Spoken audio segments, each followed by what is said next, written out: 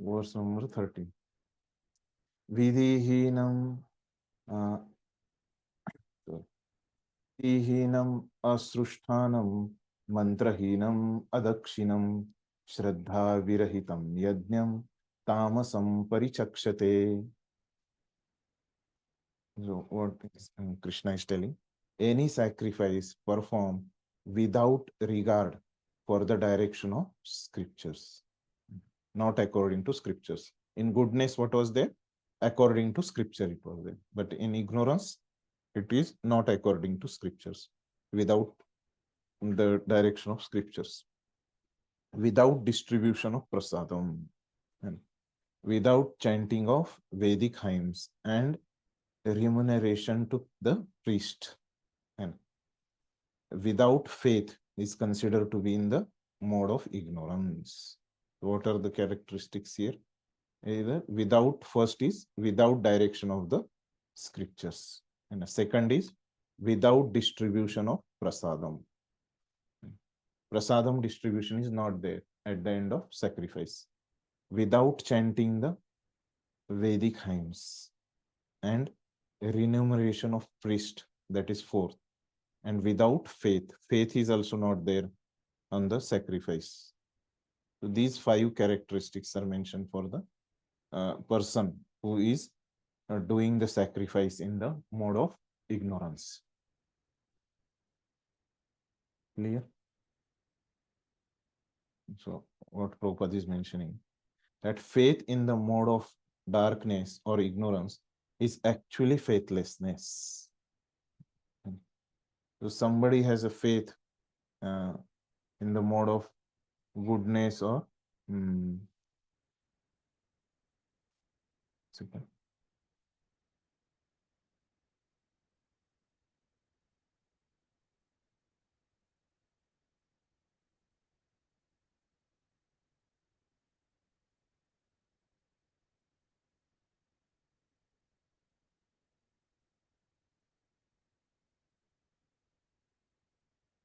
Faith in the mode of darkness or ignorance is actually faithlessness.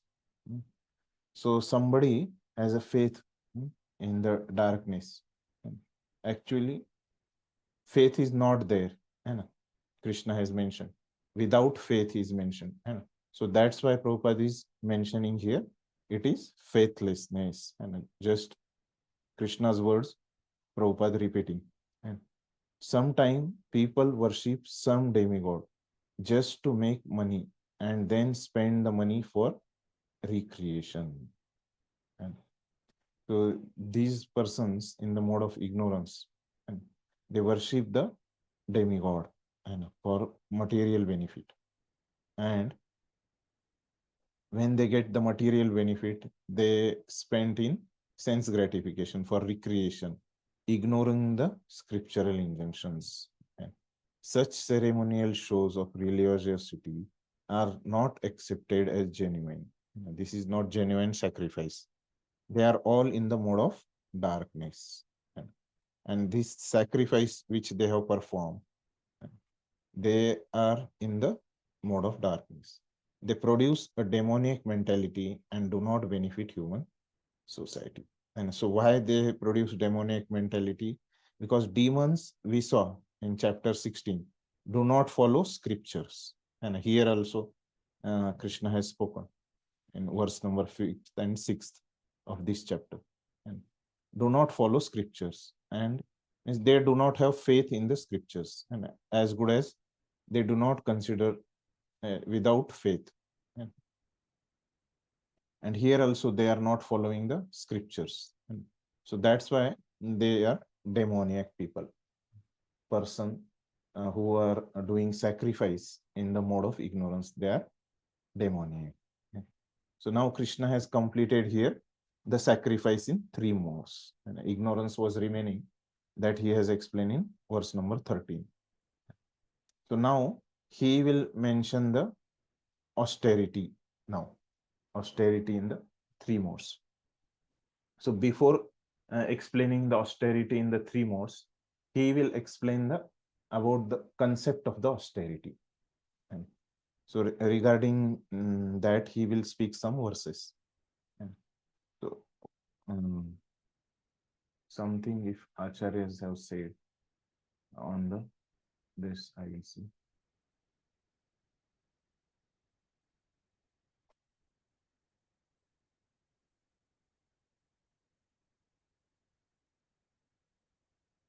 So we can see from the example of Srila Prabhupada that Srila Prabhupada, when first he went to the United States, so mm, he was the alone, and he was alone, and he doesn't have any manpower, money power, and to distribute the prasadam. And after the ending his lectures, and what he used to do, he used to cut the slices of apple, and that he used to distribute.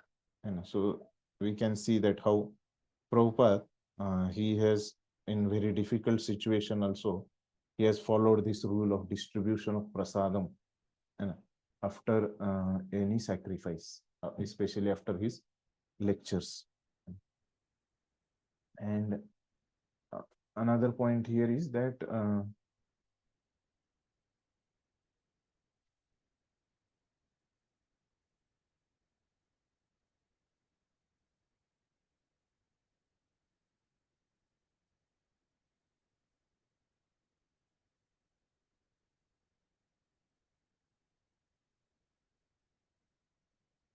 so here, not regard, Acharya have mentioned, when they are performing the sacrifice, they are not able to pronounce in a correct way, and so their syllables and pitch is not proper, when they are doing sacrifice, persons in the mode of ignorance, not according to shastra, they are the pronouncing.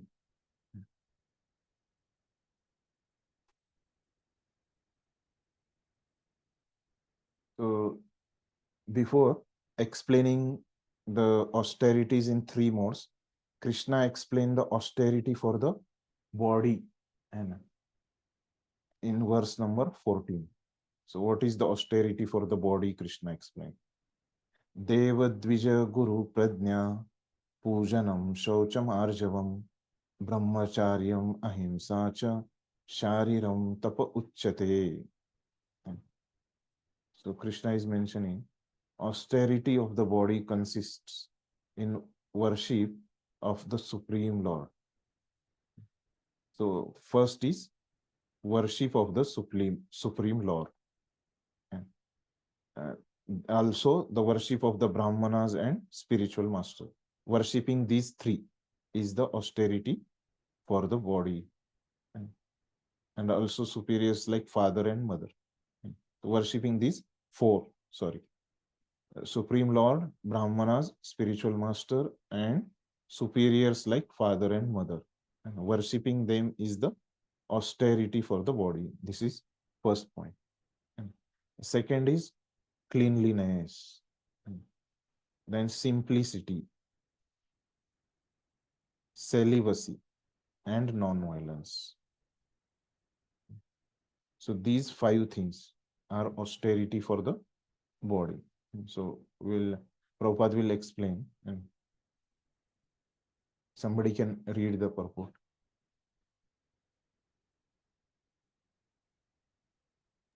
The Supreme Godhead here explains the different kinds of austerity and penance. First, he explains the austerities and penances practiced by the body. One should offer or learn to offer respect to God or to the demigods, the perfect qualified brahmanas and the spiritual master, and superior like father, mother, or any person who is conversant with Vedic knowledge. This should be given proper respect. One should practice cleansing oneself externally and internally, and he should learn to become simple in behavior. He should not do anything which is not sanctioned by the scriptural injunction. He should not indulge in sex outside of married life. For sex is sanctioned in the scripture only in marriage, not otherwise. This is called celibacy. These are penances and austerities as far as the body is concerned. Hare Krishna. Thank you.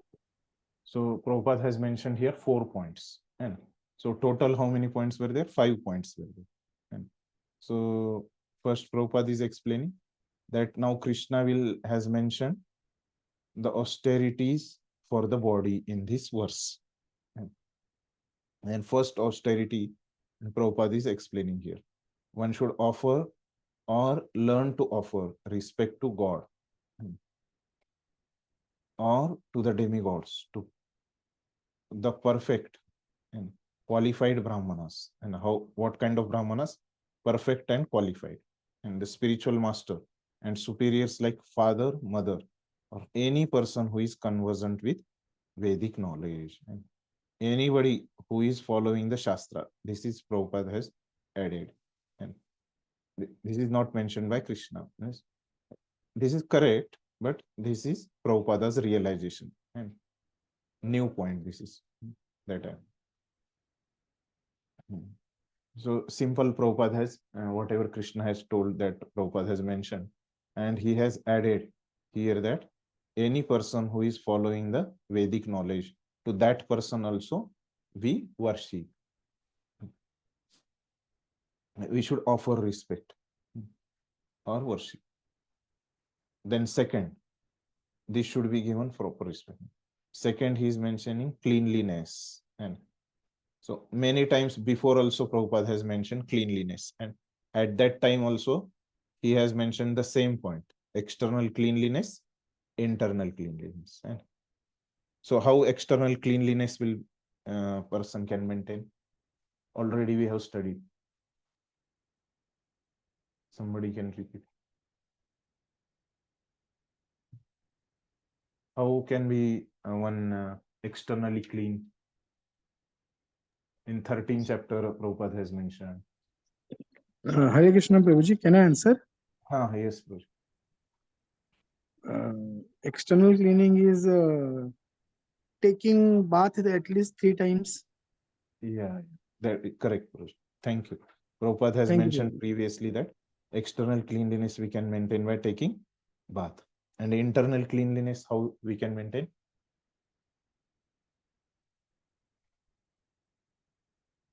What Prabhupada has mentioned previously.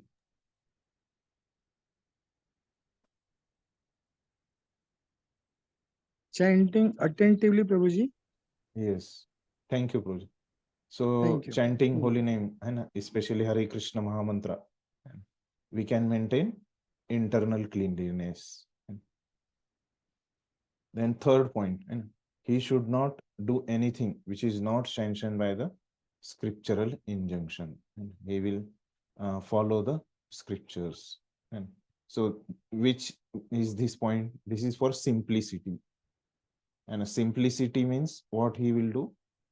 He will just follow the scriptures.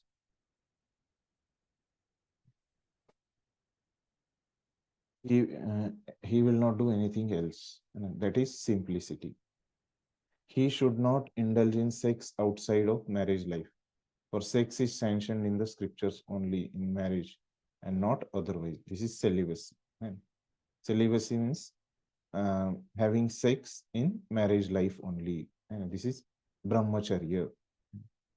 So these are 4 things Prabhupada has mentioned. Which one is remaining?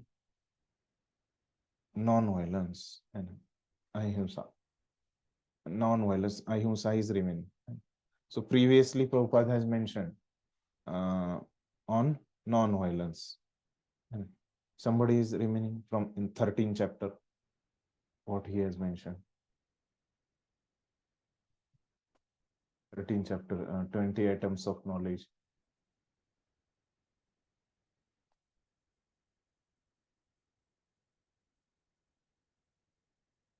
You can see your notes,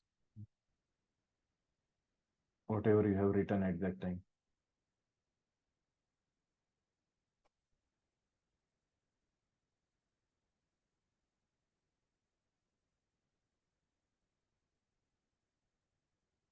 And Prabhupada has mentioned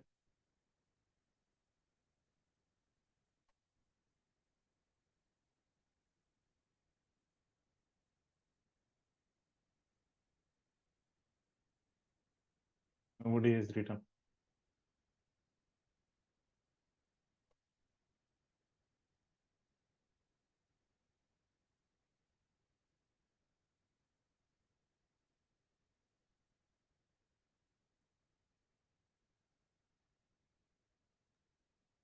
What Prabhupada has written? Not to put others into distress. Yes. What, mother? Something else? Not killing anybody. Not killing anyone. Hmm. Another is Not using bad language, abusing language. Hmm. okay. Correct. Yes. What Prabhupada has told in 13th chapter. Another point. Not elevating others in their knowledge. Correct. So not giving spiritual knowledge, if we have spiritual knowledge, not giving the spiritual knowledge to others is also himsa. And giving spiritual knowledge to others is following ahimsa.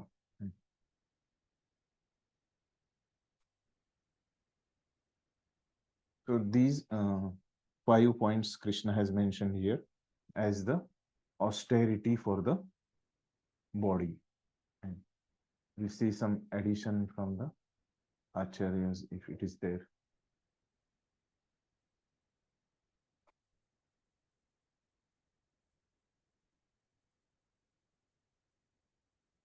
So here devas is mentioned, demigods. So we know the demigod, who are the demigods, like Shiva, Brahma. So these kind of demigods, Vasu, Rudra. So acharyas have given the names of these demigods.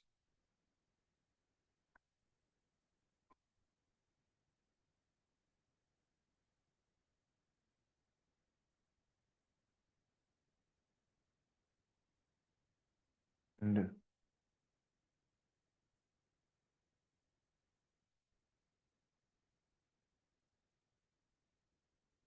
so what is the meaning of austerity? Krishna has mentioned here the austerity of the body. But what is the meaning of austerity? Austerity means tapa. So what is tapasya? Can somebody Can I answer, define Prabhuji? what is austerity? Can I answer, Prabhuji? Yes, yes. For regulatory principles, That is just yes. Doing four regulative principles, following four regulative principles is one kind of austerity.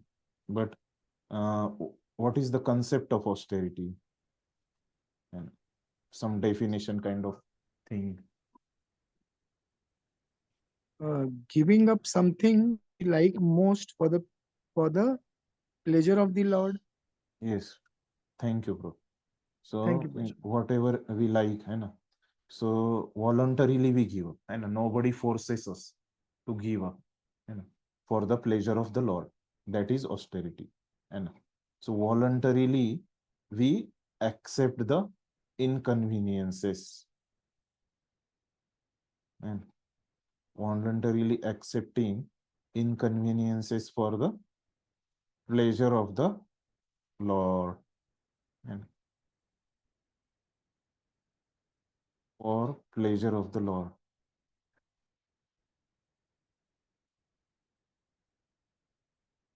Or to advance and according to scriptures, and to advance in for pleasure of Lord, or to advance in spiritual path. That is austerity. This is also should be known to us. We have discussed before also.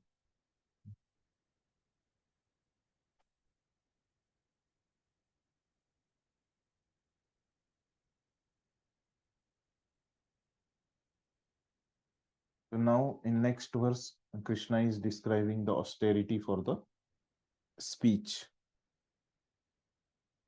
One, and what is the austerity for the speech? Anudvegam karam vakyam satyam priyam hitam chayat swadhyaya abhyasanam chaiva vangmayam tapa uchyate. What Krishna is saying. Austerity of speech consists in speaking words that are truthful, satyam, and priyam, pleasing, hitam, beneficial, and anudvegam, not agitating to others. And then, and also in regularly reciting Vedic literatures. The shlokas we are reciting and prayers we recite, and that is from the scriptures. And so that is also austerity for our speech, and it is required. So there are 5 austerities for speech. Somebody can read. One should not speak in such a way as to agitate the minds of others. Of course, when a teacher speaks, he can speak the truth for the instruction of his students. But such a teacher should not speak to those who are not his students, if he will agitate their minds.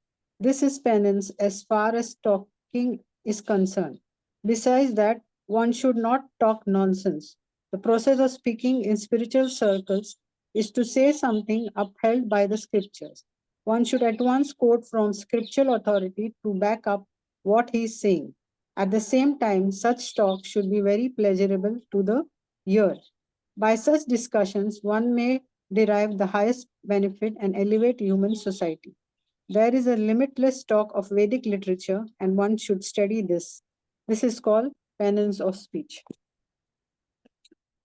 So what Prabhupada is mentioning here, that first he is mentioning the point not agitating to others. Fourth point.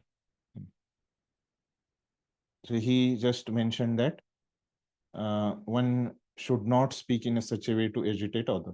But there is some exception. And that guru, teacher, and he can instruct his disciple and in a way that he can agitate their minds and for teaching them, for their learning. But others he cannot speak. And so that exception Prabhupada has mentioned here. So this is one of the penance for talking.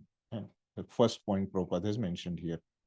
And after that, he is telling that beneficial, and a third point Prabhupada is mentioning.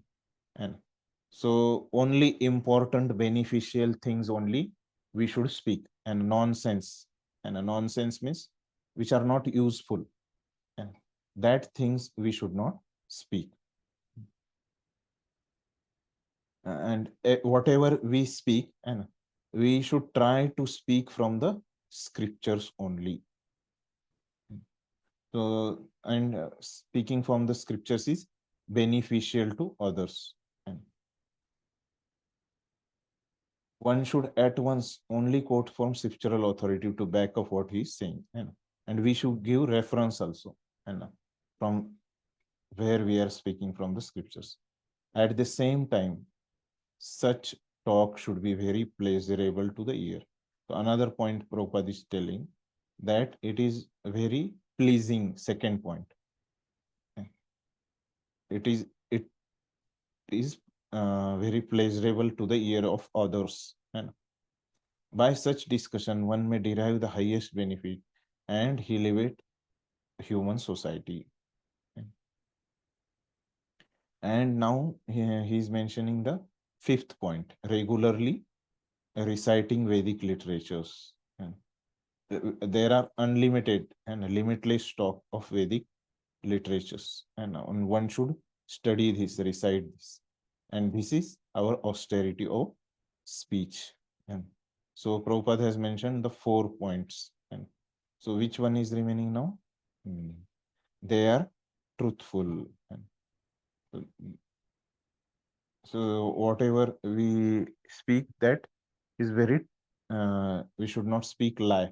And so if we are speaking lie, then that is not the austerity for speech. That was very simple point. Truth, speaking truth. So in this way, Prabhupada has explained this austerity of the speech. And we'll see some points from the Acharya. Yeah.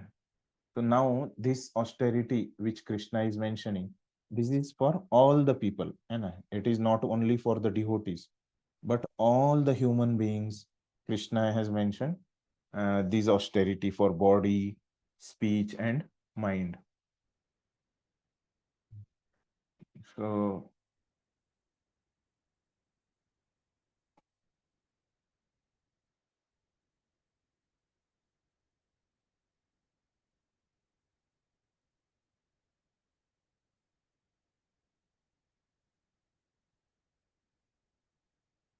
acharyas, they are mentioning that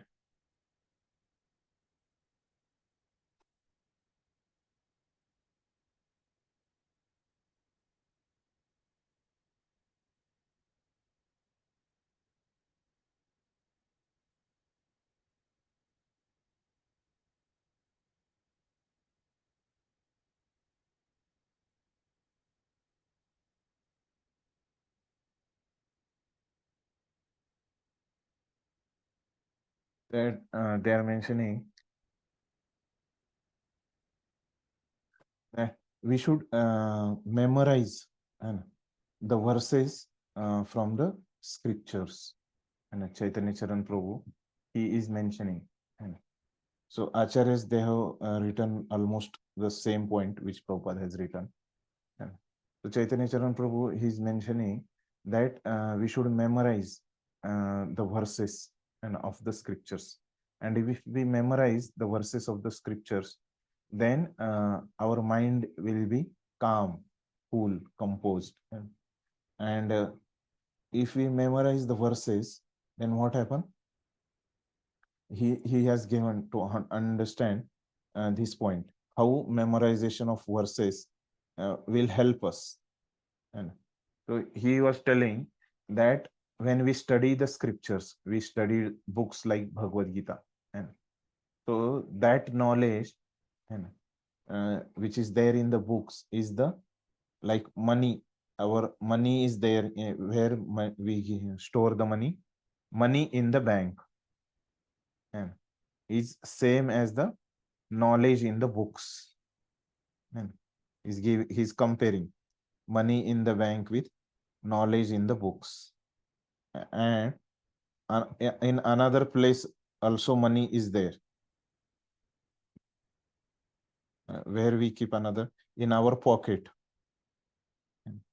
So money in pocket is telling, money in pocket is same as knowledge in our memory. So how much knowledge we have in our memory, and so that is like money in pocket, and in our pocket, and for day-to-day things we keep.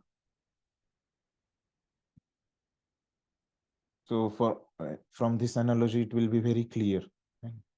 So how memorizing the verses will help us, memorizing the verses from the scripture.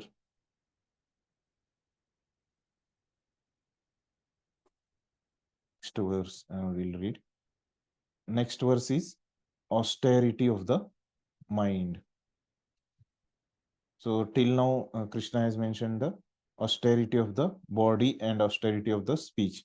Now there is last verse in this, austerity of the mind. After that, Krishna speaks the austerity in the three modes. Okay. So manah prasad saumyatvam maunam atma vinigraha bhava samsiddhir iti etat tapo manasam uchyate.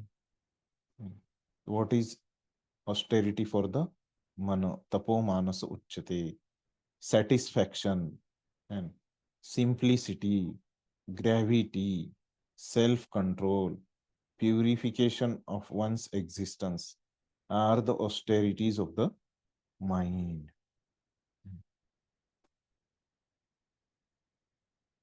So what is satisfaction? We'll just hear from the Prabhupada.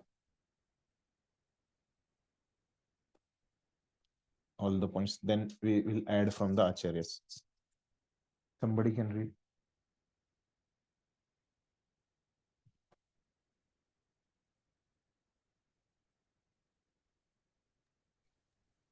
To make the mind austere is to detach it from sense gratification. It should be trained that it can be always thinking of doing good for others. The best training for the mind is gravity in the thought. One should not deviate from Krishna conscious and must always avoid sense gratification. To purify one's nature is to become Krishna conscious. Satisfaction of the mind can be obtained only by taking the mind away from thoughts of sense gratification. The more we think of sense enjoyment, the more the mind becomes dissatisfied in the present age. We unnecessarily engage the mind in so many different ways for sense gratification, and so there is no possibility of the mind is becoming satisfied. The best course is to divert the mind to the Vedic literature, which satisfying story as in the Puranas and the Mahabharata. One can take advantage of this knowledge and thus become purified. The mind should be devoid of duplicity, and one should think of the welfare of all. Silence means that one is always thinking of self realization. The person in the consciousness observes perfect silence in this sense. Control of the mind means detaching the mind from sense enjoyment. One should be straightforward in his dealings and thereby purifying his existence. All these qualities together constitute austerity in mental activities. Thank you, Bhai. Thank you. So, Prabhupada is mentioning regarding austerities. To make the mind austere is to detach it from sense gratification. So, Krishna has mentioned the satisfaction. So, regarding satisfaction, Prabhupada is explaining. It should be so trained that it can always thinking of good for others. The best training for the mind is gravity in thoughts. Now, Prabhupada has in between now, he's mentioning the gravity in thoughts. So this is third point also Prabhupada has mentioned. And he just stated that one should have gravity in thoughts. One should not deviate from Krishna consciousness and must always avoid sense gratification. To purify one's nature is to become Krishna conscious. Satisfaction of the mind can be obtained only by taking the mind away from the thoughts of sense enjoyment. Again, first he has mentioned detach, yeah, or to detach from sense gratification. Now he is mentioning uh, away from the thoughts of sense enjoyment. And same point. Detach means away. And same statement Prabhupada has mentioned. The more we think of sense enjoyment, the more the mind becomes dissatisfied. This very easy to understand. And the more we think of sense gratification, how I will get enjoyment, and so will be more dissatisfied. But if we think that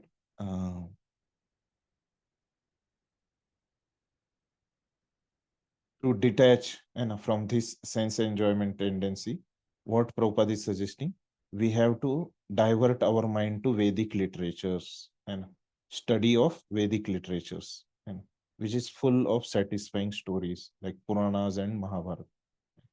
One can take advantage of this knowledge and thus become purified. So by studying the Vedic literatures, what happens?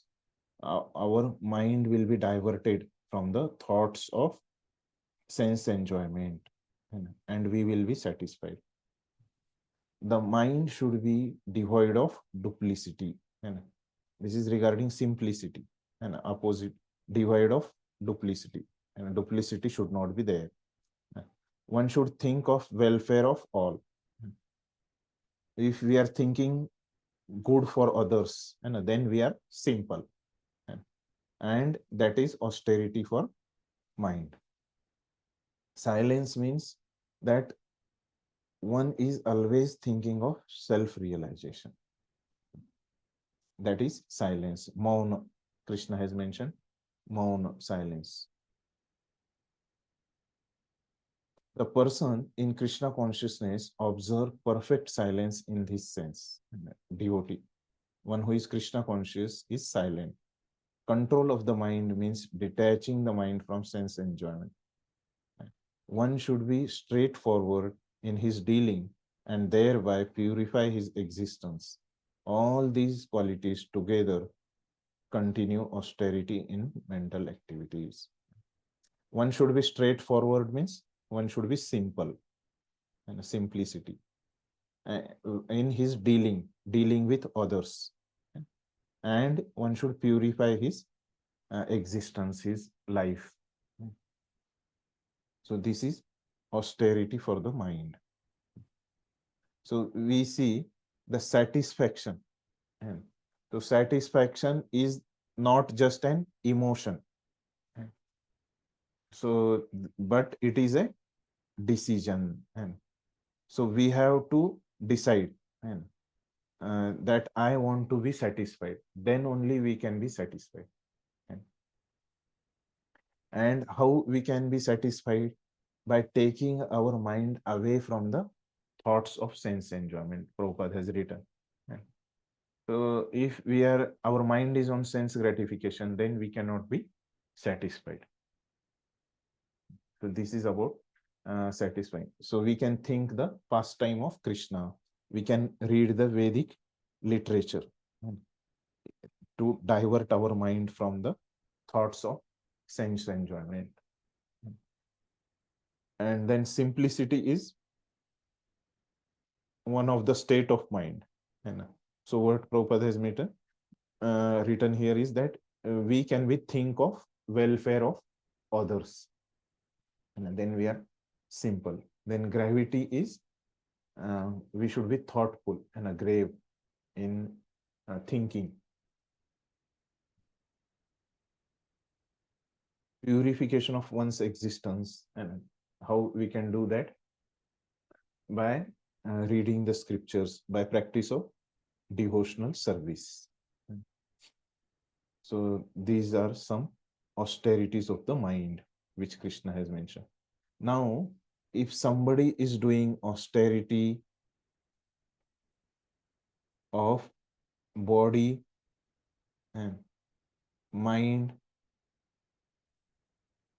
and speech, and so what are the austerities for body, mind, and speech? Krishna has mentioned. Now he mentioned if somebody is doing austerity of these three, and how can we find out the mode of that person and which kind of austerity he is doing? Shraddhaya paraya taptam tapasta trividhanare afalakankshiभिर्युक्tai satvikam parichakshate.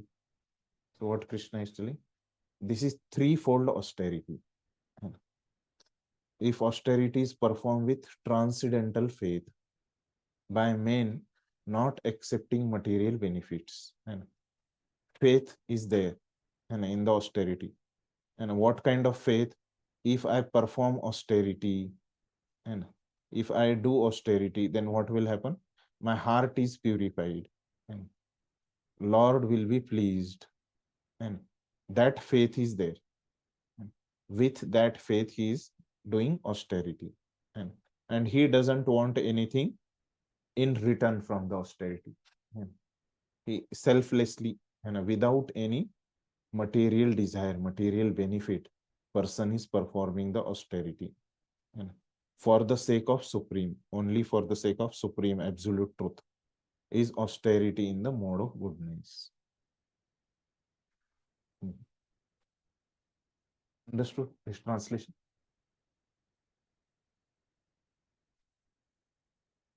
Prabhupada has not written any purport.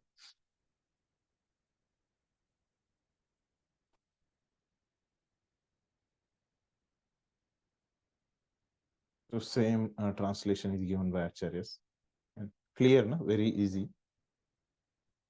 For understanding it is very easy, but application is difficult.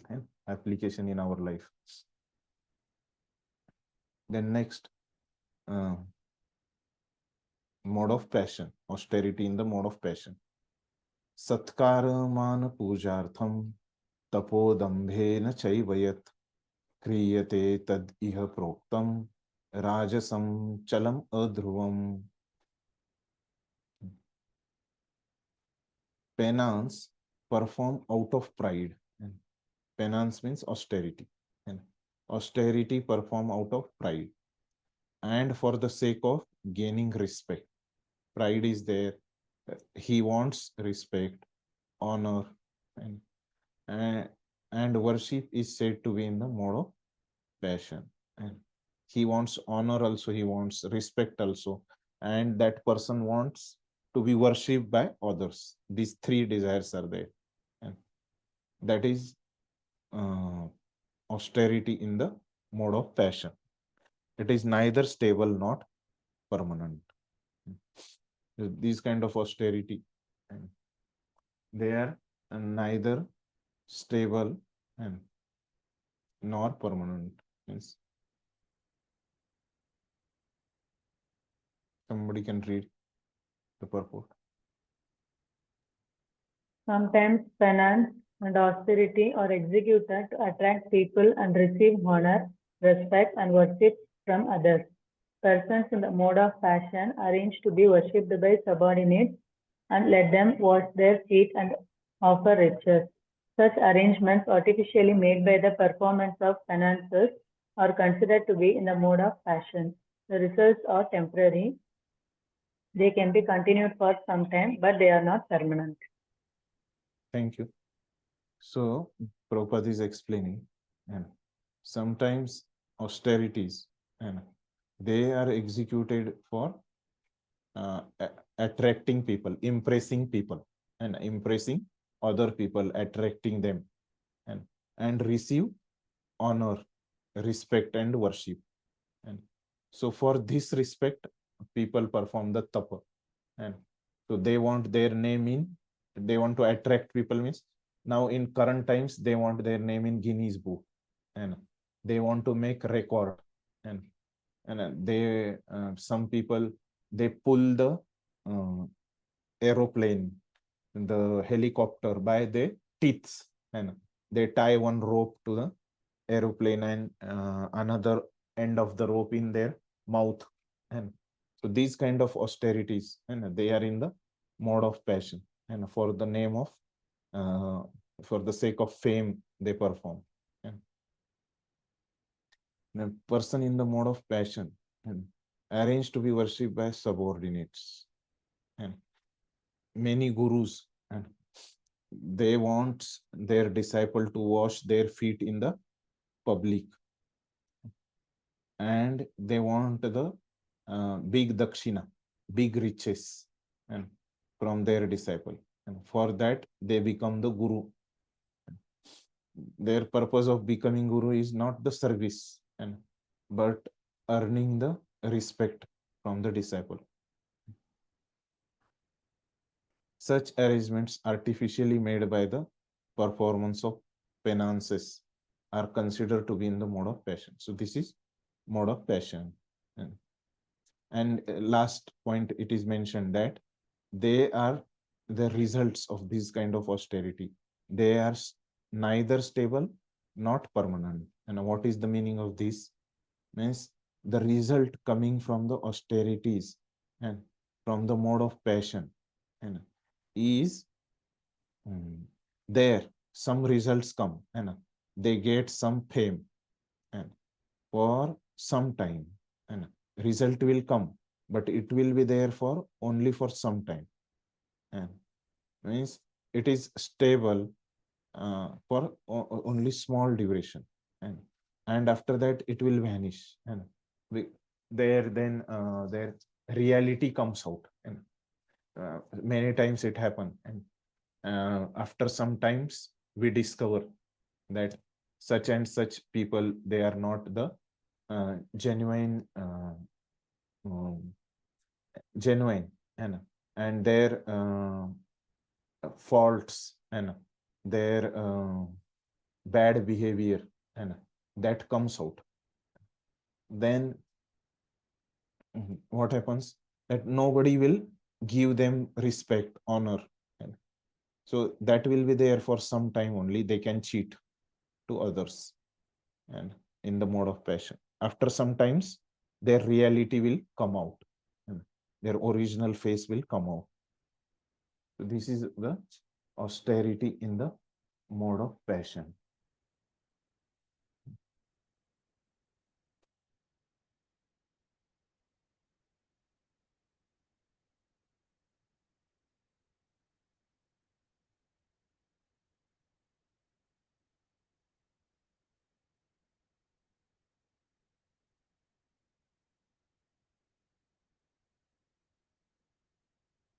And acharyas have written the same points. Then now the austerity of in mode of ignorance. मूढ़ ग्रहेणात्मनो यत् पीडाय क्रियते तपः पर परस्योत्ता परस्योत्सादनार्थं वा तत् तामसम उदाहृतम. What is mentioned? Penance performed out of foolishness, and doing austerity out of foolishness, with self-torture, or to destroy or injure others, is to be in the mode of ignorance. So these people do austerity out of foolishness, self-torture, torturing our own body, and torturing others, destroying, injuring others.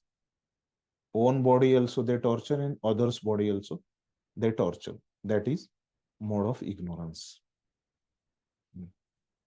Purport: there are instances of foolish penance undertaken by demons like Hiranyakashipu, who perform austere penances to become immortal and kill the demigods. And so this is the foolishness. Foolish person is person like Hiranyakashipu. He prayed to Brahma for such things, but ultimately he was killed by Supreme Personality of Godhead. So what was his purpose of performing austerity? He was doing austerity to kill the Vishnu. But he was so foolish that he was not able to understand that he cannot kill the Vishnu. You know, Vishnu is Supreme Personality of Godhead and Krishna is Supreme Personality of Godhead. So that's why he cannot kill. And so because of his foolishness, he tried to kill the Krishna. And to undergo penances for something which is impossible is certainly in the mode of ignorance, and which is impossible, and to kill Krishna, that he wanted to do, and he want to make impossible possible, but that is his foolishness.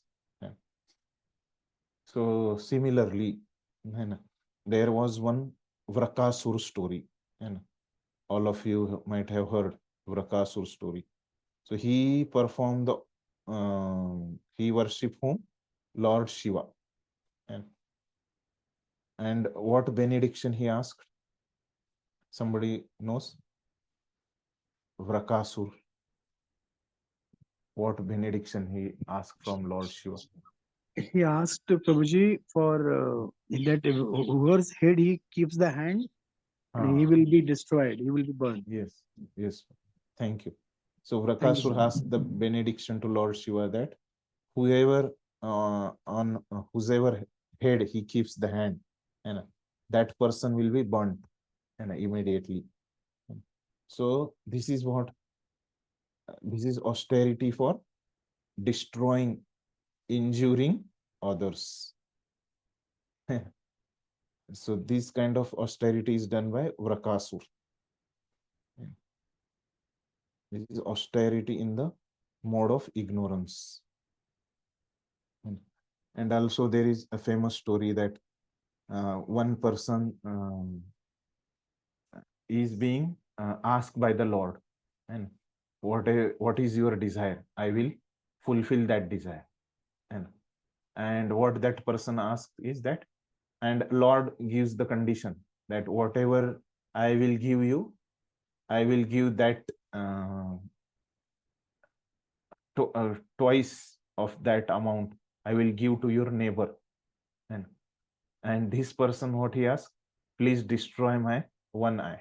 And what is the reason? So that Lord will destroy the both the eyes of his neighbor. And so this is for the austerity for destroying others, and to self-torture. And he tortured his body also, and he destroyed his one eye also, and he tortured the neighbor's body also, and others' body. So people perform this kind of austerity in the mode of ignorance. So now Krishna has finished the till now mentioning the food, and first he mentioned the food, then after that he mentioned sacrifice in three mode, and after that Krishna has mentioned austerity in the three modes. And now Krishna will explain the charity, dan, in three modes, from verse number 20.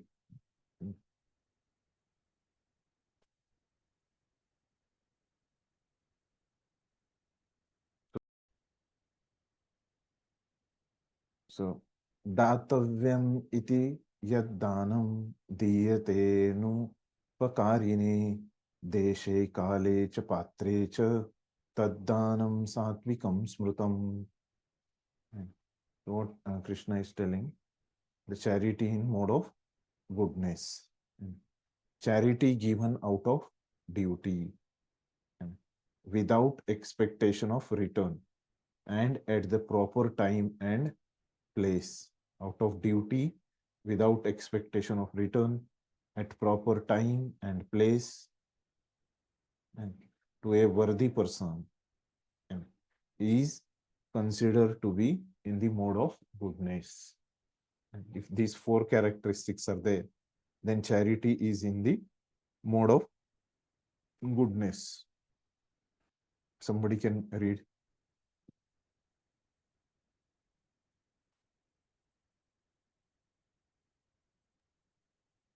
In the Vedic literature, charity given to a person engaged in spiritual activities is recommended. There is no recommendation for giving charity indiscriminately. Spiritual perfection is always a consideration. Therefore, charity is recommended to be given at a place of pilgrimage and at lunar or solar eclipses, or at the end of the month or two, a qualified Brahmana or a Vaishnava devotee, or in temples. Such charity should be given without any consideration of return. Charity to the poor is sometimes given out of compassion. But if a poor man is not worth giving charity to, then there is no spiritual advancement. In other words, indiscriminate charity is not recommended in the Vedic literature. Hare Krishna. Thank you, Prabhu. So now Prabhupada is explaining these characteristics. And first, in Vedic literatures, charity is given to a person engaged in spiritual activities. And so which point is Prabhupada mentioning? Fourth point, worthy person is considered. And so charity should be given to a worthy person and who is qualified. And to that person only it should be given. And so what is, how we can understand who is the worthy? One who is engaged in spiritual activity and is worthy. So spiritual perfection is always a consideration. Therefore, charity is recommended to be given to a worthy person who is a spiritual practitioner, who does the spiritual activity. And to that person only we should give charity. And where we should give charity? And at the place of pilgrimage, and or in the temple also. And Prabhupada has said that temples are the Vaikuntha. And so temple is also a place of worship and place of pilgrimage. And when we should give? At the time of solar eclipses or at the end of the month. And we should give. At this time we should give. This will come in the mode of goodness. So who is the worthy person? Who is that spiritualist, Brahmana or a devotee, Vaishnava?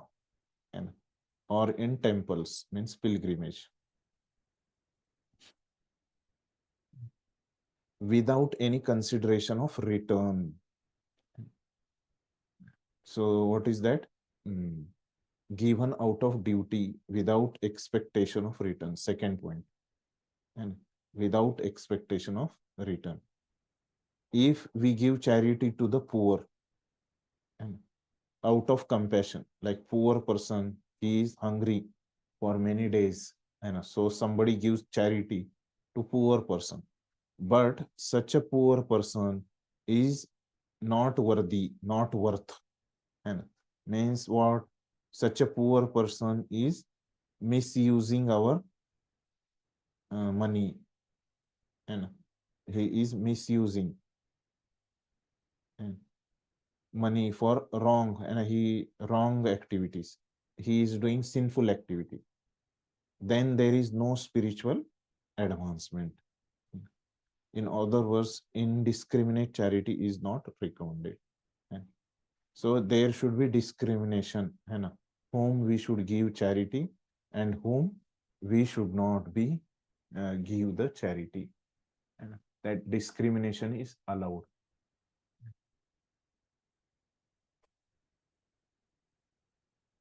So one should give charity as a duty and a dutifulness. Clear? Then next, this is charity in the mode of goodness. Yattu pratyupakaraartham phalam uddishya va punah diyate cha pariklishtham taddanam rajasam smrutam. Charity performed with the expectation of some return or with a desire for fruitive results. if somebody gives charity with expectation of some return and with a desire of fruitive results, and he wants some fruit also, in a grudging mood, and means forcefully, he doesn't want to give charity, but he has to give charity, and in a forceful mode, in a grudging mode, that charity is in the mode of passion. And these are characteristics of a charity in a mode of passion. So what Prabhupada is mentioning, charity is sometimes performed for elevation.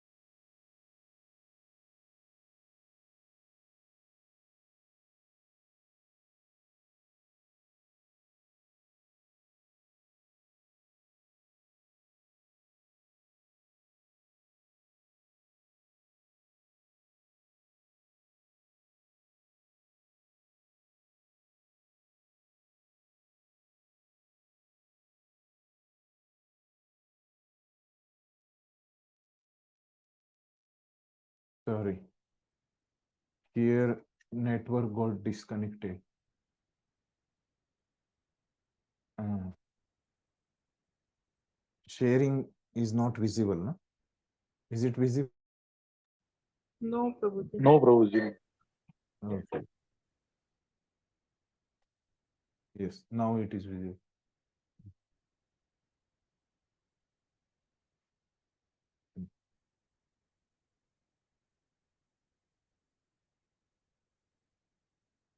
So, to you heard? Somebody can tell.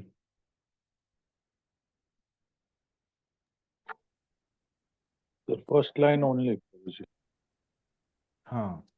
First line. Charity is sometimes performed for the with some purpose. And so Prabhupada is giving one purpose, for example. Somebody performs charity for going to the heavenly kingdom. And so that is one of the reason of performing his charity. And sometimes with great trouble, means uh, he performs the charity. And sometimes there is a repentance, and he is repenting. I have given so much money in charity, more money I have given in charity, and I should not be have given so much money in charity. I should have given less uh, money. So that is repentance. So it will come under the grudging mood and this repentance. These kind of charities are said to be in the passion. There are many charitable foundations which offer their gifts to institutions where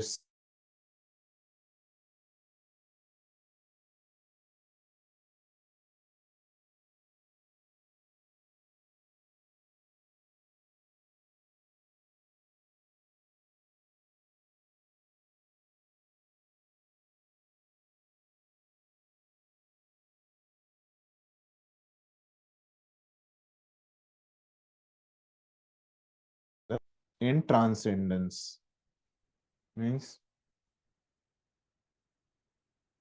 give for any devotional cause. Some problem is there in network.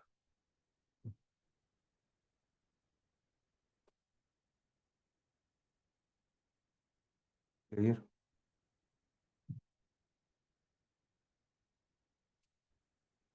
So now Krishna will explain the charity in the mode of ignorance.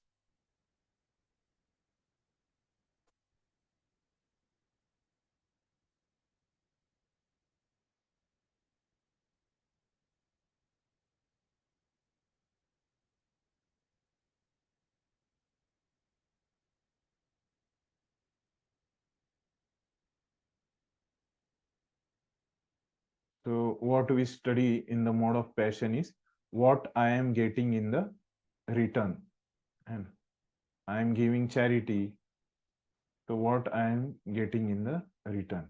So that is the expectation in the mode of passion.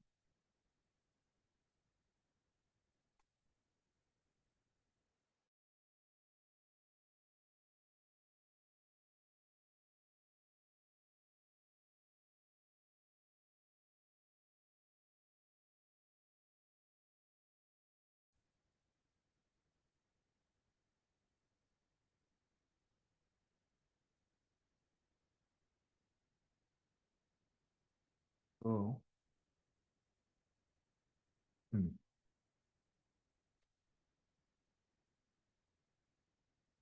So now the charity in the ignorance.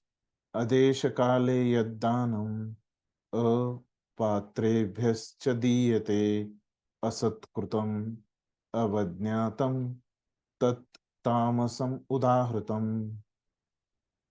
And so what is charity in ignorance?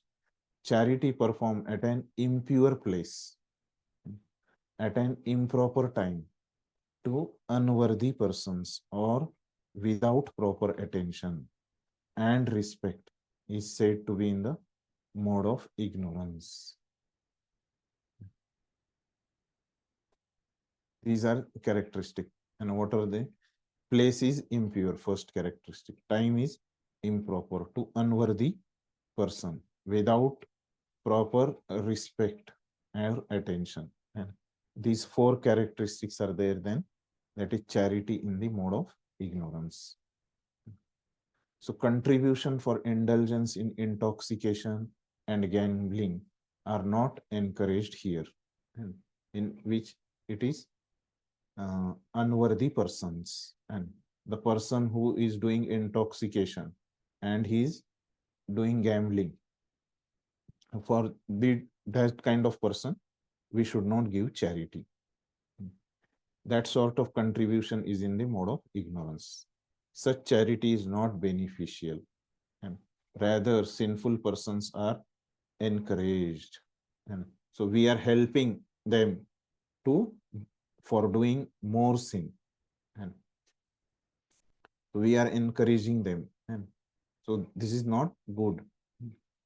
Similarly, if a person gives charity to a suitable person but without respect and without attention, and somebody gives charity to a worthy person, but when he is giving charity, at that time he is not giving respect, and also he is not attentive uh, when he is giving charity.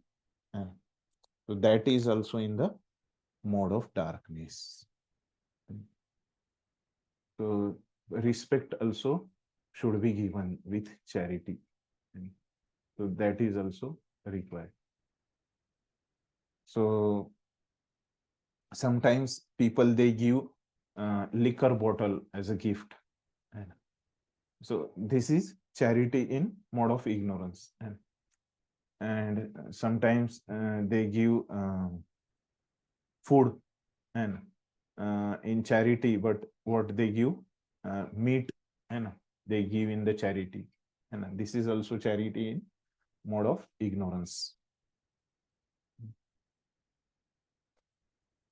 So impure charity they are giving. So now and till verse 22, and so Krishna has mentioned, so what all things come and in the mode of goodness, passion and ignorance, and which fall between the demoniac and divine, which fall between the divine and demoniac.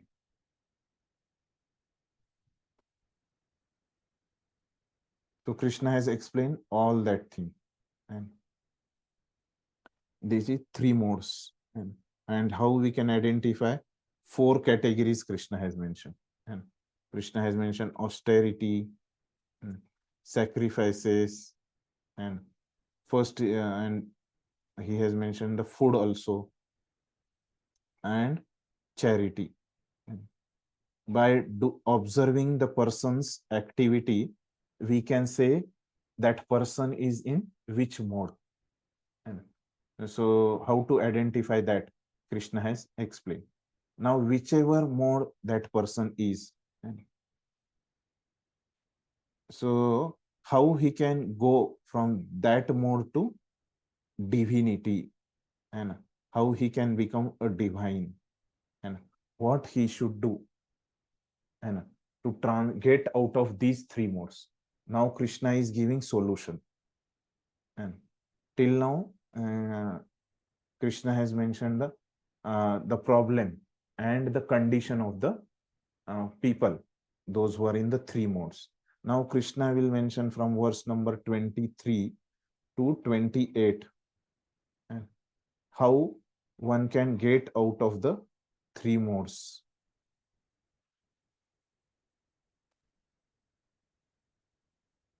How one can get out of three modes. So for that, Krishna is recommending that one should chant Om Tat Sad. And he will explain in these 6 verses. Now he's starting from verse 23rd. Om Tat Sad iti nirdesho brahmanastri vidha smruta brahmanastena vedascha yajnascha vihita pura. From the beginning of creation, the 3 words Om Tat Sat were used to indicate the supreme absolute truth. This Om Tat Sat indicates to whom? Nirdesha. And word used is Nirdesha. It is indicating to whom? Nirdeshing to whom? Supreme absolute truth. These 3 symbolic representation means Om Tat Sat, were used by Brahmanas while chanting the hymns of the Vedas. When they are chanting the Vedic hymns, they are using these terms. And which terms? Om Tat Sat. And during sacrifices for the satisfaction of Supreme. And when they are performing sacrifice, at that time also, they, if according to scriptures they are performing sacrifice, then only at that time they chant the Om Tat Sat. And if they are not doing sacrifice according to scriptures, then they will not chant Om Tat Sat at that time.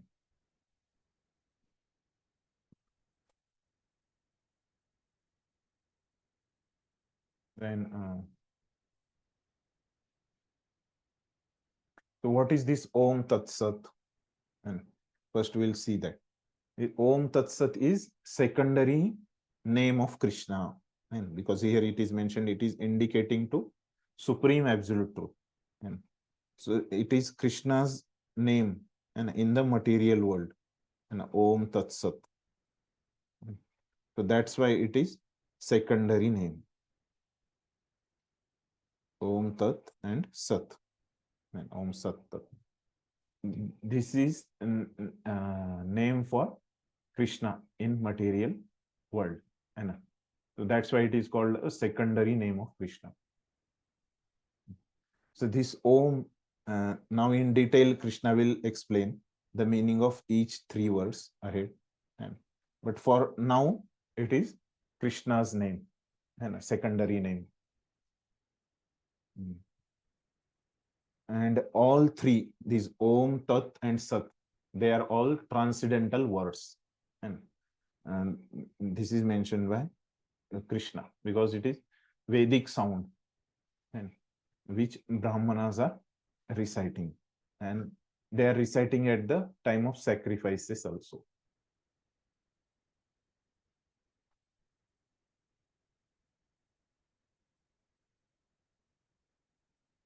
Somebody can read first paragraph. It has been explained that penance, sacrifice, charity, and foods are divided into 3 categories: the mode of goodness, passion, and ignorance. But whether first class, second class, or third class, they are all conditioned, contaminated by the material modes of nature. When they are aimed at the supreme, Om Tat Sat, the Supreme Personality of Godhead, the Eternal, they become means for spiritual elevation. In the scripture injunctions, such an objective is for is indicated. These three words, Om Tat Sat, particularly indicate the absolute truth, the supreme personality of Godhead. In the Vedic hymns, the word Om is always found. Thank you. So, explaining that first is telling that penance, sacrifice, charity, and foods are divided into three categories. And Krishna has mentioned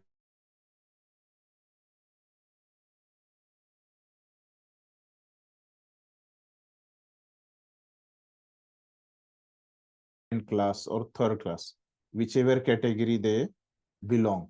And so all categories are come under the conditioned category and contaminated by the material modes.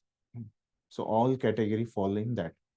When they are in Om Tat Sat and the eternal, they become means for spiritual elevation.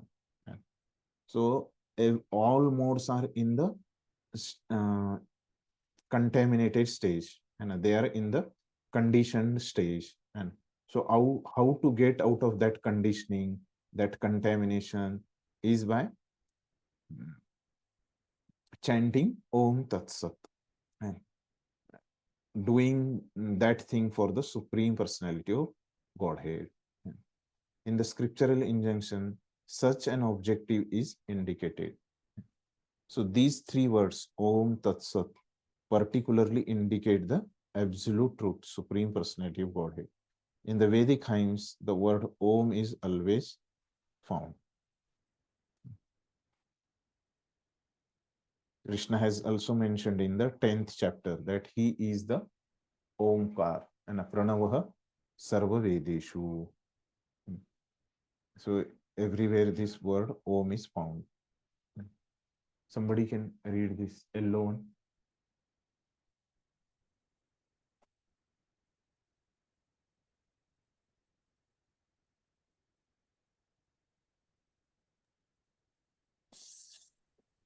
One who acts without following the regulations of the scriptures will not attain the absolute truth.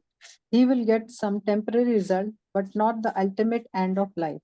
The conclusion is that the performance of charity, sacrifice, and penance must be done in the mode of goodness. Performed in the mode of passion or ignorance, they are certainly inferior in quality. The three words Om Tat Sat are uttered in conjunction with the holy name of the Supreme Lord. Example Om and Tat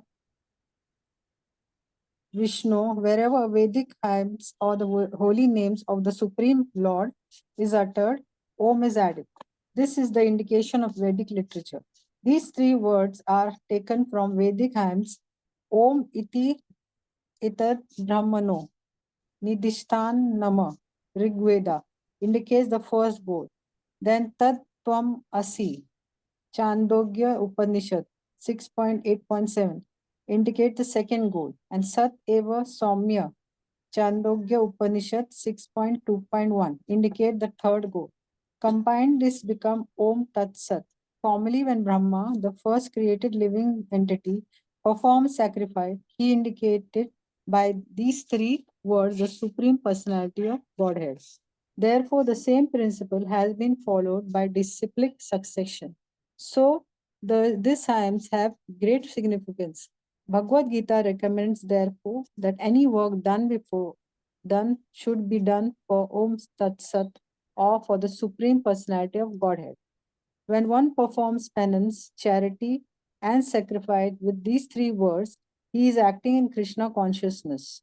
Krishna consciousness is a scientific execution of transcendental activities which enables one to return home back to Godhead. There is no loss of energy in acting in such a transcendental way.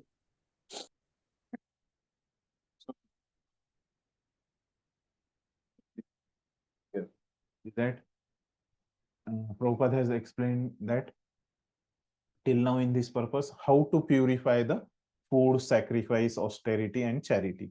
He has mentioned, and by chanting Om Tat Sat. Now he is explaining what if one acts without following scriptural regulation. And so what happens to person if he is not following the scriptures?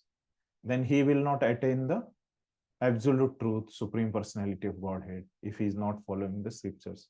And also he will get some result, and he will get some money, some material results he will get, but spiritual result, ultimate end result, he will not get. And like this Prabhupada tells. And after that, he mentions the conclusion. And what is the conclusion? That sacrifice, charity, penance must be done in the mode of goodness. And because if one does in goodness, that is according to scriptures. And otherwise, that is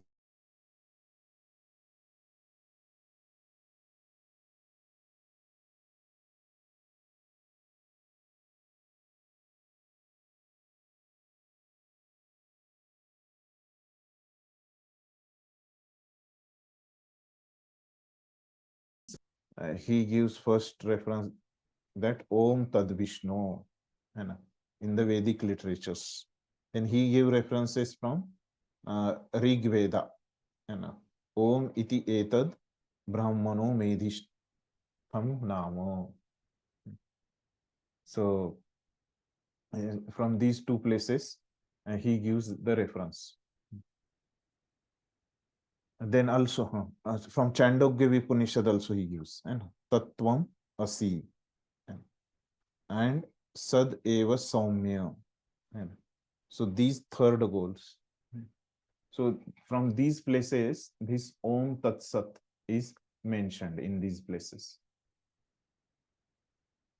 And Brahma, when he performed the sacrifice, and at that time also, he mentioned the Om Tat Sat, Prabhupada is telling. When he was performing sacrifice, he was mentioning the Om Tat Sat, these three words. And so how this Om Sat Tat Sat is related in Krishna consciousness. So Prabhupada is telling, when one performs penance, charity, and sacrifice with the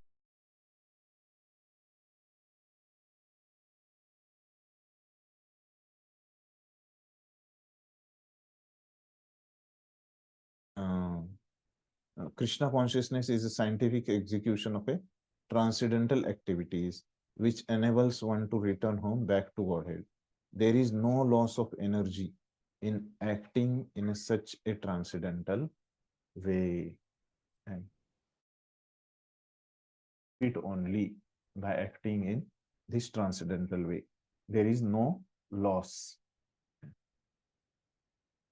in this type of acting. So now Krishna has mentioned this regarding Om Tat Sat. Right. So he continues mentioning the benefit of Om Tat Sat, chanting Om Tat Sat in next verse also.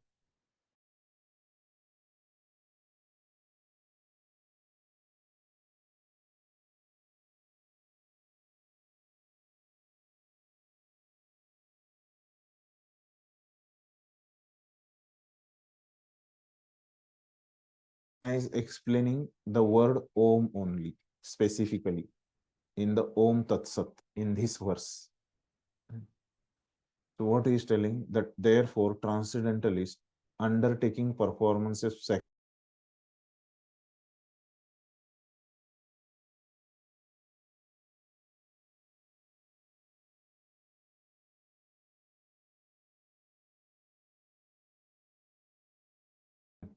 of charity, penance, or food, any activity, that then one should chant the Om Tat Sat to attain the supreme.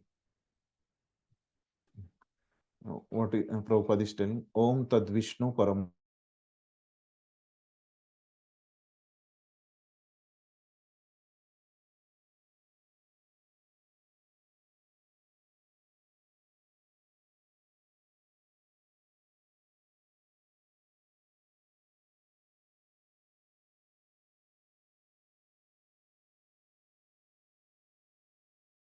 And so that's why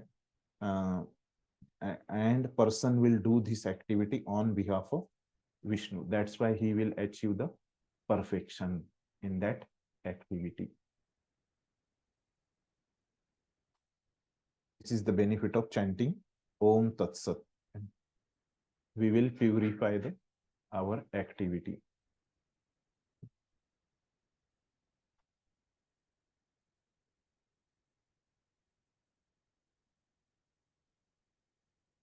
So now Krishna will explain about the word Tat. Tad iti anabhisandhaya phalam yajna tapah kriya dan kriyascha vividha kriyante moksha kanshibhi. And Om Tad Sat. Now he is mentioning Tat. And without desiring fruitive results, one should perform various kinds of sacrifices, penances, and charity with the word Tat. The purpose of such transcendental activities is to get free from the material entanglement. So when we are doing any activity and without the desire of fruits, then what we should chant? Tat. If we chant Tat, then what happens?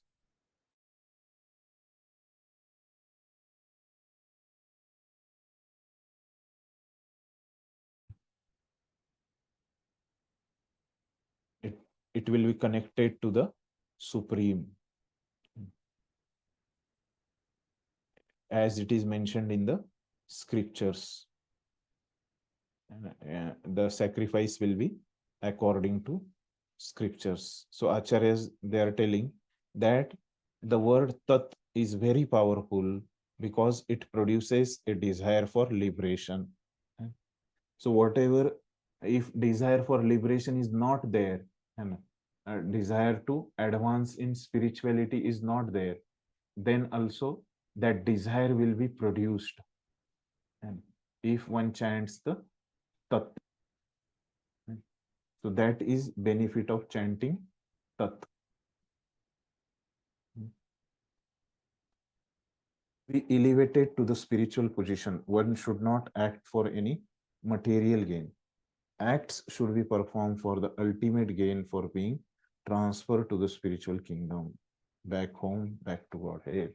So if we should not do anything for our material benefit, but we should act for getting liberation and going to spiritual world. So this is the benefit of chanting Tat.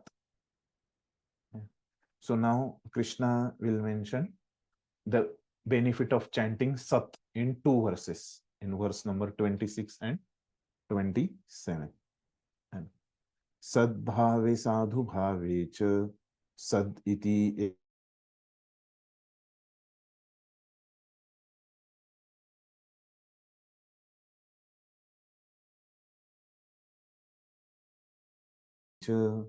स्थिति सद इति च उच्यते कर्म चैव तदार्थीयं सद इति एवाभिधीयते. The absolute truth is the objective of devotional service, the devotional sacrifice, and it is indicated by the word Sat. When we pronounce Sat, when we recite the word Sat, then by this word Sat, the absolute truth, which is the objective of devotional sacrifice, is indicated by this word. The performance of such sacrifice is also called Sat. And the person who is doing pronouncing the word Sat is also Sat, as are all works of sacrifice, penance, charity, which true to the absolute nature are performed to please the Supreme Person, O Son of Uttam. If all the activities, charity, penance, sacrifice, foods, is performed for the Supreme and to please the Supreme Person, then the performer will also become the Sat. He will also become the eternal Sat. Somebody can read the purport.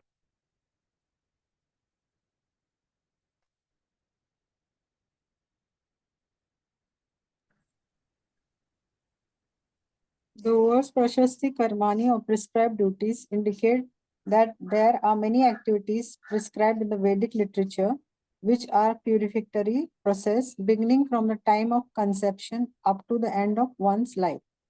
Such purificatory process are adopted for the ultimate liberation of the living entities. In all such activities, it is recommended that one vibrate Om Tat Sat. The words Sat Bhave and Sadhu Bhave indicate the transcendental situation. Acting in Krishna consciousness is called Sattva, and one who is fully consciousness of the activities of Krishna consciousness is called a Sadhu. In the Srimad Bhagavatam 3.25.25, it is said that the transcendental subject matter becomes clear in the association of the devotees. The words used are Satam Prasangat. Without good association, one cannot achieve transcendental knowledge. When initiating a person offering the sacred trait, one vibrates the words Om Tat Sat. Similarly, in all kinds of performance of yajna, the object is the supreme Om Tat Sat. The word Tat Artheyam further means offering service to anything which represent the supreme, indicating such service as cooking and helping in the Lord's temple or any other kind of work for broadcasting the glories of the Lord. These supreme words, Om Tat Sat, are thus used in many ways to perfect all activities and make everything complete.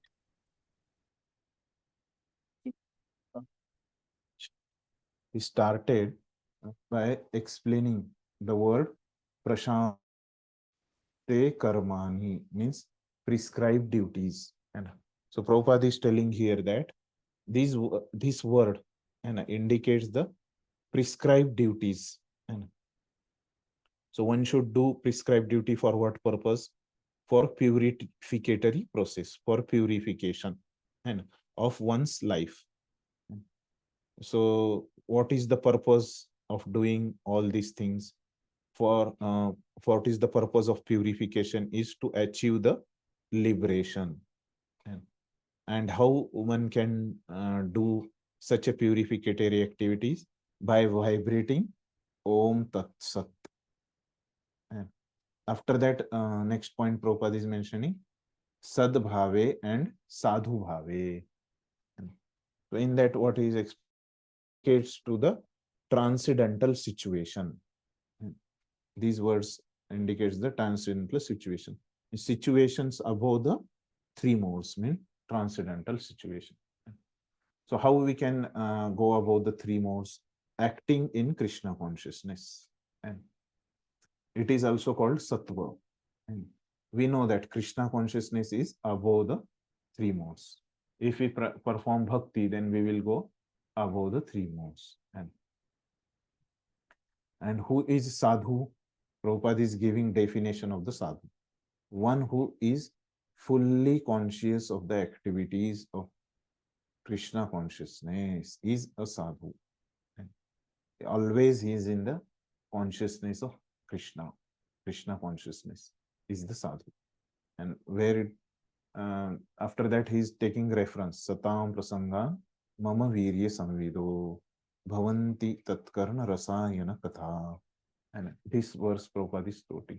And he is mentioning that transcendental subject matter becomes clear in the association of devotees. And if we discuss transcendental subject matter, and then it becomes clear and we get more understanding. So without good association, one cannot achieve transcendental knowledge. And good association is required to achieve the transcendental knowledge. So what is the application of chanting Om Tat Sat? And so when somebody is going to initiating and going to be initiating, and at that time we can chant Om Sat Sat or offering some sacred thread, and that is also part of initiation. So at that time we can chant Om Tat Sat. And so any type of yajna sacrifice when we are doing, at that time also we should chant Om Tat Sat. And also anything, any service, offering service to anything which represents the supreme, when we are cooking for the Lord, and when we are doing any service in the temple, and when we are speaking about the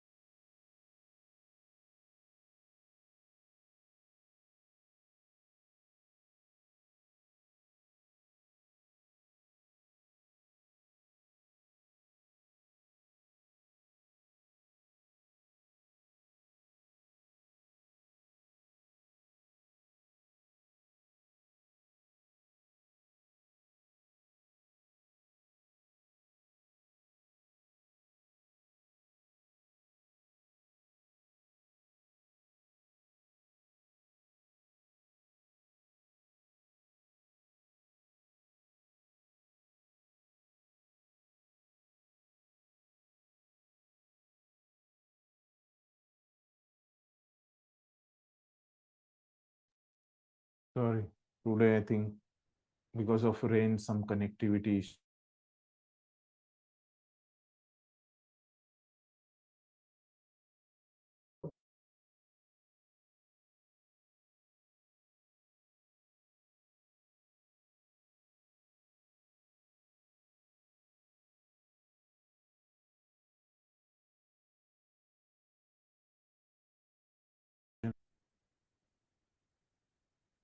Are you able to hear me?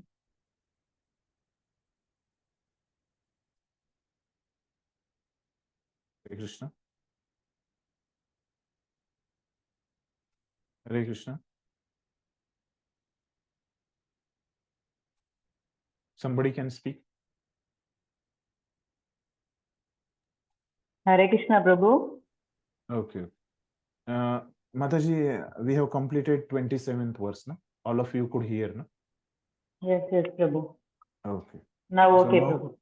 yes. So now we'll begin the 28th verse. I will just share the screen.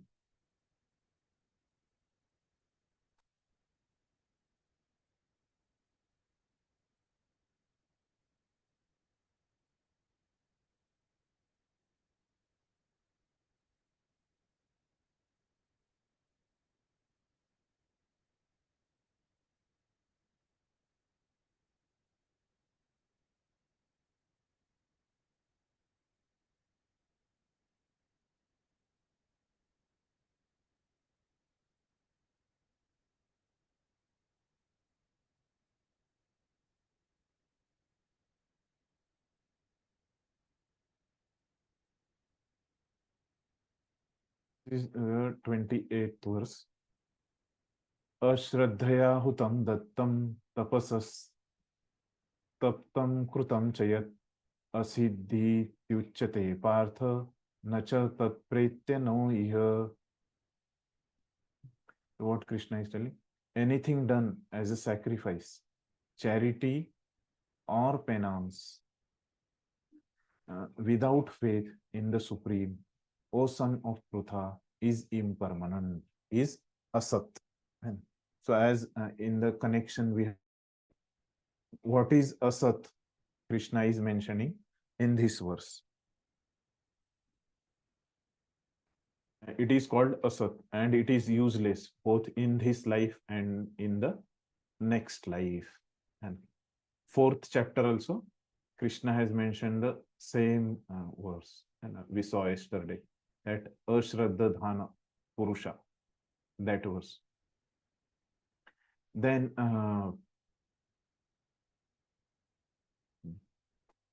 so which without faith in the Supreme is asat. And somebody can read pink one.